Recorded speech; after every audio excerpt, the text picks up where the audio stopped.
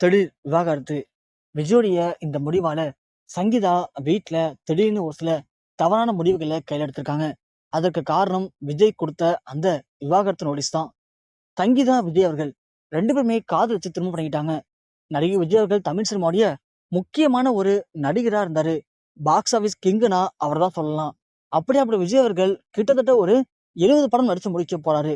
இந்த நேரத்துல அவரு, நான் இப்போ சினிமா விட்டு ஒதுங்க போறேன்.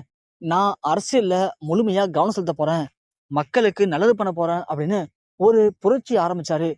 இது எங்க பெரிய ஆபத்தை உண்டாக்குச்சோ இல்லையோ, அவருடைய குடும்பத்துல அது மிகப்பெரிய ஒரு ஆபத்தா முடிஞ்சது. ஏன்னா, அவங்க குடும்பத்தினர்கள் இதை ஏத்துக்கவே இல்லை. முதல்ல விஜயோடைய அம்மா, அப்பா 2 பேரும் இதுக்கு மறுப்பு தெரிவிச்சாங்க. ஆனா, விஜய் அதை பத்தி கவலைப்படவே இல்லை. யார் என்ன சொன்னாலும் சரி, நான் முடிவெடுத்துட்டேன்னா அவ்வளவுதான். நான் அரசியலுக்கு போக போறேன் அப்படின்னு ரொம்ப தெளிவா இருந்தாரு. அதன் பிறகு அவருடைய போக்கு சரியில்லை அப்படின்னு அவருடைய மனைவி சங்கீதா, ஏன்னா விஜய் அவர்கள் தமிழ் சினிமால பயங்கரமா நடிச்சிட்டு இருக்கும்போது சங்கீதா விஜயோடைய தீவிர ஃபேனா இருந்தாங்க. அதன் பிறகு 2 பேருக்குள்ள ஏற்பட்ட நட்பின் காரணமா 2 பேரும் காதலிச்சு திருமணம் பண்ணிக்கிட்டாங்க. இவங்களுக்கு ஒரு மகனும் ஒரு மகளும் இருக்காங்க.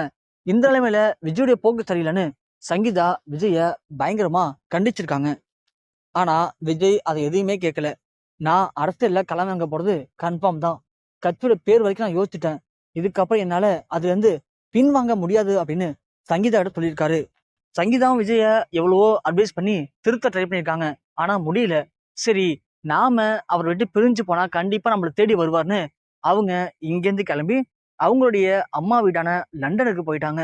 ஆனா விஜய் அதுக்கப்புறம் அதை பத்தி கவலையே படல. அவரு கட்சியோட பேர் ஆரம்பிச்சாரு. கட்சியோட மாநாட்டை ஆரம்பிச்சாரு. அதன் பிறகு அவரு தேர்தல் பிரச்சாரத்தை ஆரம்பிச்சாரு. அதுல கூட கரூர்ல 40 பேரு கூட்ட நெரிசல்ல இறந்து போனாங்க. அது பெரிய கான்ட்ரவர்சியா மாறுனுச்சு. விஜய அரெஸ்ட் பண்ண போறதா எல்லாருமே சொன்னாங்க. அப்ப கூட சங்கீதா விஜய்க்கு கால் பண்ணி பேச ட்ரை பண்ணிருக்காங்க.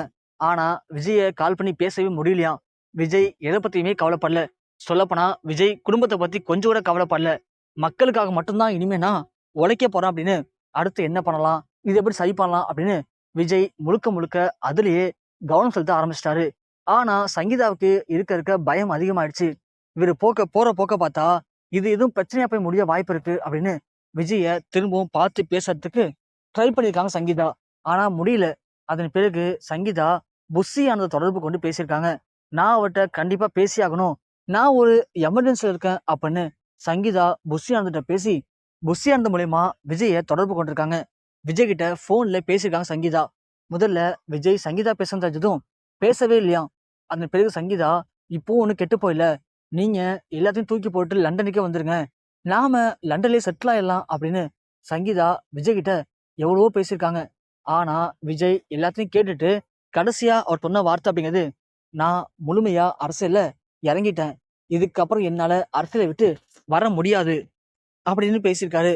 ஒரு கட்டத்துக்கு மேல சங்கீதா கடுப்பாகி, அப்போ உங்களுக்கு எனக்கும் இருக்கிற பந்தம் முடிஞ்சு போச்சா? அவ்வளவுதானா? இனிமே நீங்க எனக்கு புருஷன் இல்லையா அப்போ அப்படின்னு கேட்க, அப்படின்னா நீ நானும் டிவோர்ஸ் பண்ணிடலாம். எனக்கு அதை பத்தி கவலையே இல்லை அப்படின்னு விஜய் சொல்லியிருக்காரு. அந்த ஒரு வார்த்தை சங்கீதாவுக்கு பயங்கர மன உளைச்சலை உண்டாக்கியிருக்கு. பயங்கரமா ஃபீல் பண்ணி அழுதுருக்காங்க.